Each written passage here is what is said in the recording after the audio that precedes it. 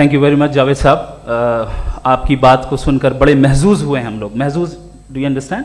We enjoyed. Okay, अब थोड़ा सा लॉजिकली उसको हम लोग देखते हैं। दरअसल हम लोगों ने कल गुजारिश की थी मुफ्ती साहब से भी, जावेद साहब से भी, कि हिंदुस्तानी ज़बान आम फहम सबको समझ में आ जाए और जहाँ कहीं आप मुश्किल शब्द इस्तेमाल करें वहाँ बताते भी चलें। Thank you.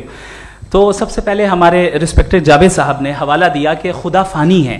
कितने मजहब आगे चले गए, किसी ने जुपिटर को खुदा माना, किसी ने किसी को माना। मैं कहता हूं जिसने कॉन्टिंजेंट चीज को खुदा माना, गलत माना, वो खुदा ही नहीं, वो खुदा ही नहीं है। हम तो नेसेसरी बीइंग को साबित करने बैठे हैं, वो नेसेसरी कॉज जो इटरनल है, जो अबदी भी है और अजली भी है। हम किसी और को साबित करने नहीं बैठे। दूसरी चीज उन्होंने कहा कि फेथ एंड बिलीफ, ये एक ऐसी डेफिनेशन है फेथ की जो इन्होंने पहली मर्तबा पेश की है, या माफ कीजिएगा इन्होंने पहली मर्तबा पेश नहीं की है, रिचर्ड डॉकिंस ने पहली मर्तबा पेश की है। मुझे मालूम है ये सोर्स कहां से है। एपिस्टेमोलॉजिकली फेथ और बिलीफ का फर्क आप इस तरह नहीं कर सकते सर। फेथ सही भी होता है, गलत भी होता है। बिलीफ सही भी होता है, गलत भी होता है। जो लॉजिक, रीजन और एविडेंस से बैक्ड होगा वो फेथ सही होगा। और आप जिस फेथ की बात कर रहे हैं कि इलॉजिकल है और उसके पीछे नहीं है, तो we are on the same page. हम नहीं मानते उस फेथ को, जो फेथ ऐसा हो जिसके पीछे कोई लॉजिक ना हो, एविडेंस ना हो, हम नहीं मानते। हम तो उस फेथ के कायल हैं जिसके पीछे लॉजिक हो और एविडेंस हो। तो बिलीफ सही भी होता है, गलत भी होता है, फेथ भी सही होता है और गलत भी होता है। तो आज फेथ और बिलीफ के डिफरेंस पे बात नहीं हो रही। आज आप चाहे फेथ एक्सेप्ट कर लें या बिलीफ एक्सेप्ट कर लें, आज ये बात होगी कि ट्रूथ क्या है। चाहे ट्रू बिलीफ सही है या ट्रू फेथ सही है, और फॉल्स फेथ क्या है और फॉल्स बिलीफ क्या है, बात इस पे हो रही। दूसरी चीज इन्होंने पूछा, स्टुपिडिटी फिर क्या है? अगर फेथ, रिलीजन स्टुपिडिटी नहीं है तो और क्या है? चूंकि फेथ का मुतालबा करते हैं तो स्टुपिडिटी क्या है? मैं कहता हूं स्टुपिडिटी एथिज्म है। उसकी वजह यह है कि आप एक सड़क पे जा रहे हो और आप किसी गार्डन में जाएं और देखें वहां लिखा है फूलों के साथ, I love Javed Akhtar and I really do, I love you sir. So जब आप वहां पर पहुंचे तो वहां पहुंचकर अब ये बताएं, क्या आप ये कहेंगे वाह व्हाट अ नेचुरल सिलेक्शन? ये क्या नेचुरल सिलेक्शन है? नहीं, ये प्रिसाइजली डिजाइंड है, इसके पीछे डिजाइनर है। लिहाजा अगर कोई एक ऐसी कॉमन सेंस की बात को कबूल नहीं कर रहा है कि यूनिवर्स जो इतने प्रिसाइजली काम कर रहा है, हम कह दें कि खुद ब खुद बन गई, मैं समझता हूं इससे बड़ी स्टुपिडिटी और कुछ नहीं है। ये इर्रेशनल चीज है। फिर हमारे सर ने कहा कि आपने बॉल पे फोकस किया, आइलैंड पे फोकस नहीं किया। अरे आइलैंड को किसने बनाया यही समझाने के लिए तो बॉल की मिसाल दे रहा हूं। और बॉल भी कॉन्टिंजेंट है, आइलैंड भी कॉन्टिंजेंट है, दोनों नेसेसरी बीइंग का मुतालबा करते हैं। आगे इन्होंने कहा कि नेचर में कोई इंसाफ नहीं है। हम डिसाइड करते हैं कि मोरालिटी क्या होती है, इंसाफ क्या होता है। हम डिसाइड करते हैं, जैसे ड्राइविंग सीट में ट्रैफिक वाला, ये तो किसी खुदा ने नहीं कहा, ये है, इसे कहते हैं फॉल्स इक्विवेलेंस। ये एक लॉजिकल फेलेसी है। आपने जो है मिसाल दी ड्राइविंग की और ट्रैफिक की, ये सब्जेक्टिव मोरालिटी है। आप सब्जेक्टिव मोरालिटी को मिसाल बनाकर ऑब्जेक्टिव मोरालिटी के ऊपर नहीं थोप सकते। इंसाफ की ऑब्जेक्टिव मोरालिटी है। अगर आप ये कहते हैं कि नेचर में इंसाफ नहीं है, तो इंसाफ का न होना ये नेचुरल हुआ, तो फिर नेचर को नेचर रहने दे। क्यों हम इतना स्ट्राइव कर रहे हैं दुनिया में इंसाफ लाने के लिए?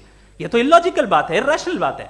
इसलिए बहुत सी चीजें ऐसी हैं जो ऑब्जेक्टिवली जो है इविल या गुड हैं, और बहुत सी चीजें ऐसी हैं जो सब्जेक्टिवली हैं। सब्जेक्टिवली जो मोरल होता है या इमोरल होता है, उसको हम सोशल कंसेंसस से या पर्सनल प्रेफरेंस से डिसाइड करते हैं। लेकिन जो ऑब्जेक्टिव मोरालिटी है, जिसमें इंसाफ आया, जो इन्होंने बार बार रिपीट किया, ये ऑब्जेक्टिव है, सब्जेक्टिव नहीं है। अगर आप कहते हैं ये सब्जेक्टिव है, तो मेरा सवाल आपसे ये है, क्या सोशल कंसेंसस के जरिए अगर जुल्म को सही करार दे दिया जाएगा तो आप जुल्म को जस्टिफाई करेंगे? दूसरी चीज इन्होंने यह कहा कि 2 पैक शराब पी लें तो वो उतने पे नहीं रहता, बढ़ जाता है। यही मामला मजहब के साथ है। 2 पैक आप पी लें, बढ़ेगा। तो ये एक ऐसी मिसाल है, इसको कहीं भी फिट कर लें कि आप एथिज्म पे जब फिट करें, जब आप 2 पैक एथिज्म का लेंगे ना, तो वो बढ़ बढ़ के नॉर्थ कोरिया बनेगा। Thank you.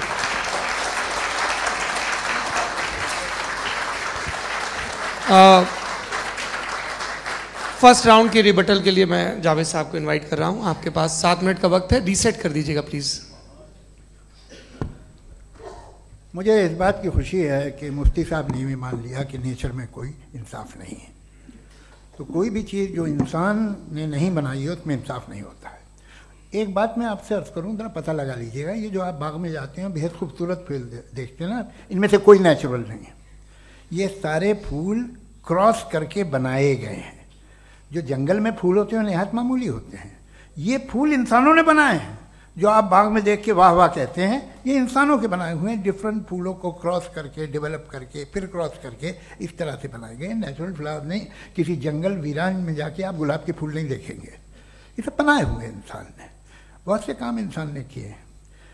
बाकी है कि आपने मेरी एक बात का जवाब नहीं दिया, जिससे मुझे शिकायत है कि फेथ क्या है और आप फेथ मांगते क्यों हैं मुझसे?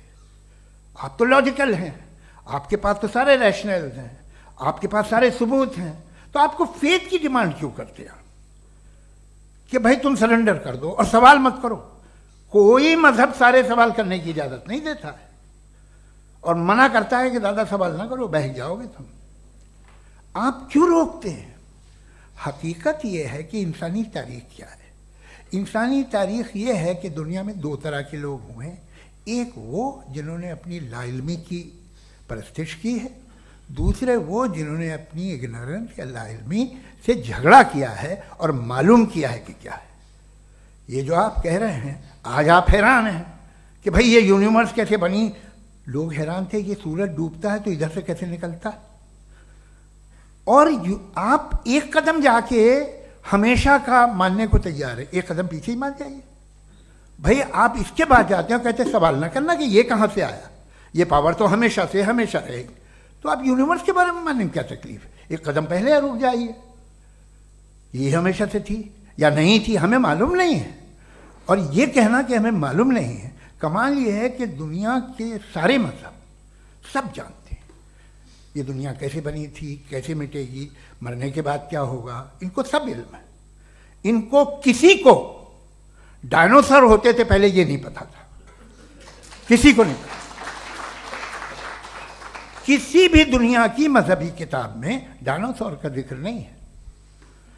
लेकिन बाकी सब बातें, how to make universe in 4 easy lessons and बाकी सब पता है। जिसको सब पता है वो गड़बड़ है। हम में ये इंकिसार, ये ह्यूमिलिटी होनी चाहिए कि हम ये कहें कि हमें ये बहुत सारी बातें नहीं मालूम, लेकिन हम उनकी परस्तिश ना करना, अपनी लाइल्मी को की परस्तिश ना करें, हम उसे पता लगाने की कोशिश करें। जिस दुनिया में आप बैठे हैं सर, ये हॉल जो है, ये इलेक्ट्रिसिटी जो है, ये माइक जो है, जिस हवाई जहाज से आप आए थे, वो जिस कार से आप यहाँ आए हैं, ये सब उन लोगों की बनाई हुई है जिन्होंने सवाल किए थे। ये दुनिया जिसमें आप आज आराम से हैं, ये उन लोगों की बनाई है कि जिन्होंने सवाल किए थे। और हर स्टेज पे इन सवालों को मकरूह कहा गया था, गलत कहा गया था। आप जरा तारीख पढ़िए, एक बड़ी दिलचस्प किताब है बर्ट्रैंड रसेल की, जिसमें उसने रिलीजन एंड साइंस कि कब से रिलीजन जो है साइंस के अगेंस्ट है। और हद तो यह है कि भाप के इंजन के खिलाफ थे, स्टीम इंजन के भी खिलाफ थे, और फतवे हुए उन पर, वेटिकन ने दिए। तो ये हमेशा, अभी जैसे ही ये राइट विंगर आते हैं अमेरिका में पावर में, तो वो जो अपना ये क्या बोलते हैं उसे, सीड क्या बोलते हैं, सीड क्या जो, हाँ नहीं सीड जो होते हैं जिन पे जी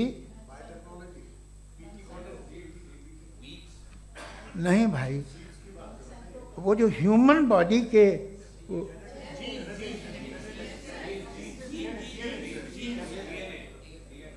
उस पर रिसर्च बंद हो जाती है, रिपब्लिकन नहीं करने देते। अरे भाई इतना डर क्या है तुम्हें? एक ज़माने में बहुत नाराज थे ये सारे मजहबी लोग कि ये इंसान तो इंसान बनाने की कोशिश कर रहा है।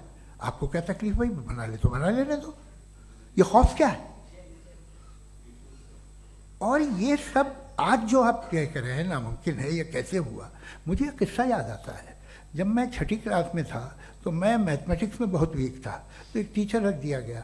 उसने 1 2 3 4 5 6 7 तो सिखा दिया मुझे। वो दिन मैं भूल नहीं सकता हूँ मुफ्ती साहब, जिस दिन उसने ये बताया कि 1/2 क्या होता है और 3/4 क्या होता है, मुझे ऐसा लगा कि मेरा सर बीच से फट जाएगा। ये आदमी कह रहा है कि जो दीवार के अंदर जाओ वॉक करते हुए। आज हंसता हूँ मैं इस बात पे। तो आज जो बातें आपके जहन से बिल्कुल परे हैं और आप हैरान होते उन्हें देख के, एक वक्त आएगा कि मामूली लगेंगे। और हुआ है, आपकी इंसानी तारीख ही है। इतनी जल्दी सारे फैसले आप मत कर लीजिए, थोड़ा ये ह्यूमिलिटी रखिए कि भाई ये हमें नहीं मालूम। ये कहने में क्या है, ये यूनिवर्स कहाँ तक फैली, ये कब से है और कब तक रहेगी, हमें नहीं मालूम। आपने फैसला कर लिया कब बनी, ये आपके हिसाब से कोई 14 बिलियन ईयर बनी जो समझा जाता है। उससे पहले हजारों करोड़ों अरबों साल तक खुदा बैठा क्या कर रहा था? खामोश बैठा था, ऐसे ही जमाइयाँ ले रहा था। फिर उसे आइडिया आया, यार एक काम करते, वक्त अच्छा गुजर जाएगा, यूनिवर्स बनाते। सोचिए, वो तो हमेशा से है ना, मगर यूनिवर्स हमेशा से नहीं है, ये तो बनाई गई है। और उससे पहले क्या था, इनका क्या काम था? कैसी बात है, ये बड़ा आसान है। जो बात हमें आज धीरे धीरे पता चली है, बरसों 2000 और 2500 साल पहले आपको किसी ने बता दिया कि क्या था, आप मान गए, और तब से वही मान रहे हैं जो 2500 साल पहले कहा गया था। सब कुछ बदल गया है, सॉल्व हो रही हैं चीज़ें। अभी साइंस बिल्कुल दावा नहीं करती, या कोई फिलोसफर ये दावा नहीं करता कि हमें सब मालूम, बल्कि वो कहता है कि हमें जितना मालूम होता है उससे ये मालूम होता है कि हमें कितना कम मालूम। तो हम अपनी जहालत से लड़ें, उसकी परस्तिश न करें। जी, time. Thank you so much.